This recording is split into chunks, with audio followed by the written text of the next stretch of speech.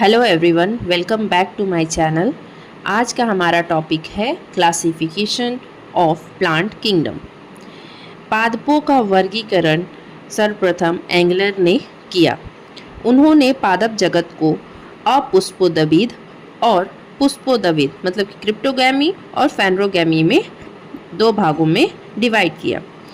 अपुष्पोद्भिद को तीन भागों में फिर से डिवाइड किया कि एक को डाला थैलोफाइटा नाम दिया, दूसरे को ब्रायोफाइटा, तीसरे को टेरिडोफाइटा। थैलोफाइटा को फिर से डिवाइड किया तीन भागों में, शैवाल, कवक, जीवाणु। पुष्पोद्भिद वर्ग को भी दो भागों में बांटा गया, नग्नबीजी और आवृतबीजी में। आवृतबीजी को दो भागों में बांटा गया, एक बीजपत्री और द्विबीजपत्री में। अब जानते हैं कि अपुष्पोद्भिद क्या है। ऐसे पौधे जिनमें पुष्प और बीज नहीं होंगे, ऐसे पौधे जिनमें पुष्प और बीज नहीं होंगे, इनको भी कुछ समूहों में बांटा गया है। पहला बांटा गया है, हम लोग पहले ही बात कर चुके हैं, थैलोफाइटा, ब्रायोफाइटा और टेरिडोफाइटा में। अब थैलोफाइटा क्या है? थैलोफाइटा वो है, यह वनस्पति जगत का सबसे बड़ा समूह है। इसमें पौधे का जो शरीर होता है वो थैलस के समान होता है। इन पौधों में जड़, तना और पत्ती आदि में कोई भी विभेद नहीं होता है। इसके अंतर्गत आते हैं शैवाल, कवक तथा जीवाणु। शैवाल के बारे में बात करेंगे तो शैवालों का सर्वप्रथम अध्ययन क्या कहलाता है? फाइकोलॉजी। क्लोरेला शैवाल का उपयोग अंतरिक्ष अनुसंधान में अंतरिक्ष यात्रियों के भोजन के रूप में होता है।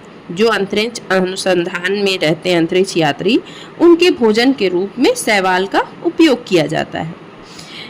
नाइट्रोजन स्थिरीकरण करने वाली जो शैवाल होती है वो हमारी नॉस्टॉक एनाबीना होती है। सार्गसम नामक शैवाल से हम लोग कृत्रिम ऊन प्राप्त करते हैं। लाल शैवाल से अगर नामक पदार्थ प्राप्त करते हैं। कारा और नाइटेला शैवाल से मलेरिया उन्मूलन में काम आता है।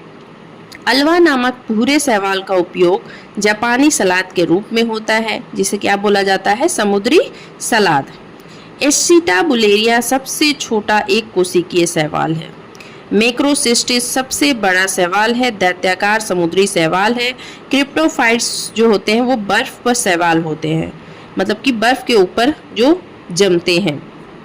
लिथोफाइट्स चट्टानों पर होने वाले शैवाल का नाम है। दूसरा आता है कवक।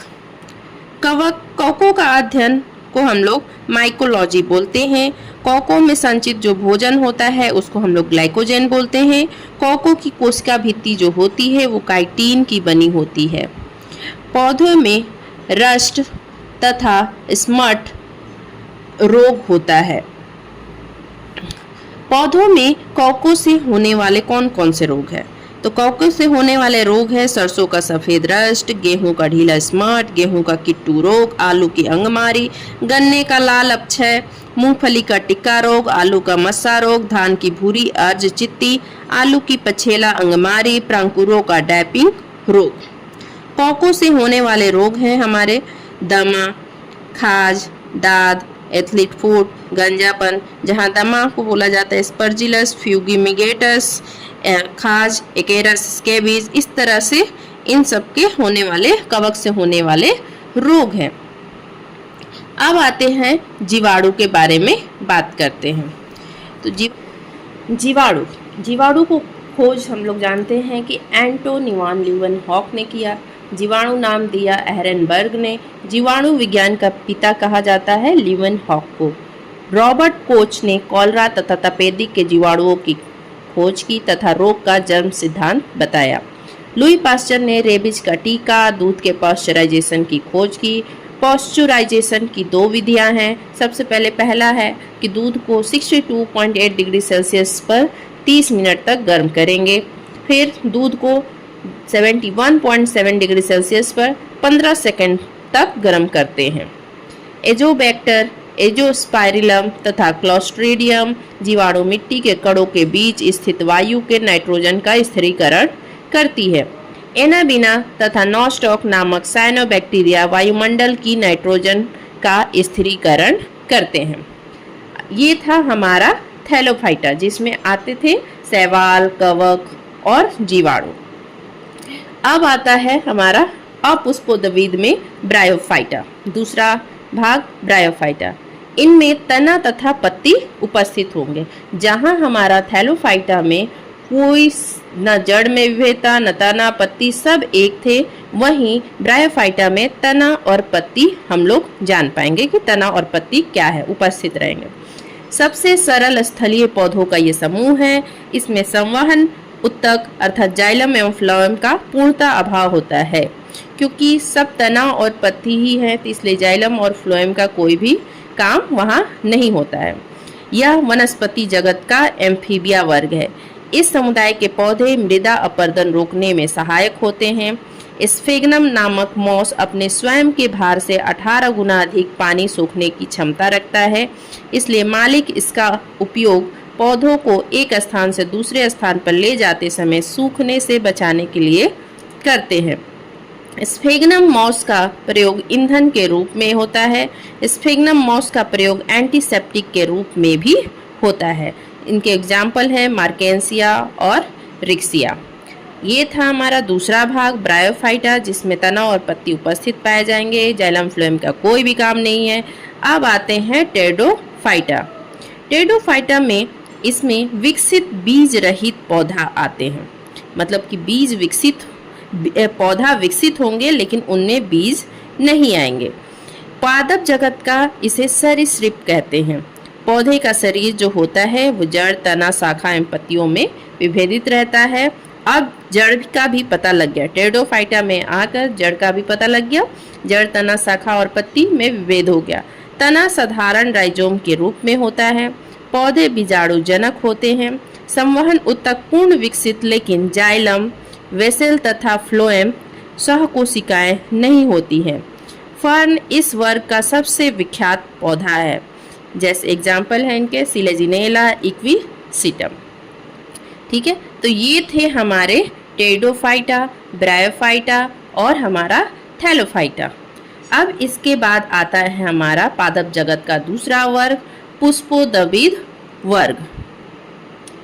इस वर्ग में समूह के जो पौधे होते हैं वो पूर्ण विकसित हो जाते हैं। इसमें फल, फूल और बीज होते हैं। इन्हें दो समूहों में बांटा गया है। एक होता है नग्न बीजी और दूसरा होता है आवृत बीजी। नग्न बीजी में वनस्पति जगत का यह सबसे ऊंचा पौधा सिकोया सेम्परविरेंस इसी के अंतर्गत आता है। इसकी ऊंचाई जो होती है वो 120 मीटर है। इसे coast redwood of California भी कहते हैं। सबसे छोटा अनावृत बीजी पौधा जैमिया पिग्मिया है। जीवित जीवाश्म साइकस जिंगो बाइलोवा मेटासिकोया है। जिंगो बाइलोवा को मेडन हेयर ट्री भी कहते हैं। साइकस के बीजांड एवं नर युग्मक पादप जगत में सबसे बड़ा होता है। जो साइकस है उसके जो बीजांड है और नर युग्मक पादप जगत में सबसे बड़ा होता है।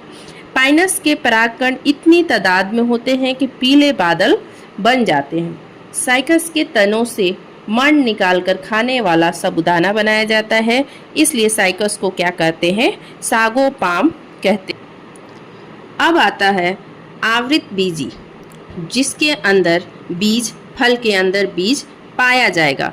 आवृत बीजी पादपों को दो मुख्य वर्गों में बांटा गया है। पहला होता है हमारा एक बीजपत्री, मतलब कि जिसमें एक बीज हो, और दूसरा द्विबीजपत्री, मतलब कि जिसमें दो बीज उपस्थित हो। तो पहला लिलिएसी, जैसे कि लहसुन, प्याज, पाल्मी, सुपारी, ताड़, नारियल, खजूर। ग्रेमिनेसी, गेहूं, मक्का, बांस, गन्ना, चावल, ज्वार, बाजरा, जौ, जई आदि। इन सब में बीज किस आकार के होते हैं, मतलब एक ही होते हैं, उनमें कोई भेद नहीं होता है। लेकिन जो द्विबीजपत्री होते हैं उनमें बीज दो प्रकार के होते, दो भागों में बटे होते हैं। जैसे एग्जाम्पल हैं, जैसे क्रूसीफेरी टाइप के जो बीज होते हैं, मूली, सलजम, सरसों, मालवेसी, कपास, भिंडी, गुड़हल। लेग्यूमिनेसी, बबूल, छुईमी तथा गुलमोहर, कत्था, गुलमोहर, अशोक, कचनार, इमली तथा सभी दलहन फसल है। हमारा कंपोजिटी सूरजमुखी, भृंगराज, गेंदा, कुसुम, सलाद, डहेलिया आदि हैं। रोजेसी के हैं स्ट्रॉबेरी, सेब, बादाम, नाशपाती। इस तरह से हम लोग जानते हैं कि आवृत बीजी में फल के अंदर बीज होता है जो दो भागों में बांटा होता है। एक बीजपत्री दो टाइप के होते हैं, एक बीजपत्री और द्विबीजपत्री, मतलब कि एक बीज वाले और दो बीज वाले। तो ये था हमारा पुष्पोद्भिद के टाइप्स। आज के लिए बस इतना ही। नेक्स्ट टाइम हम लोग नेक्स्ट टॉपिक के बारे में बात करेंगे। तब तक के लिए थैंक यू सो मच।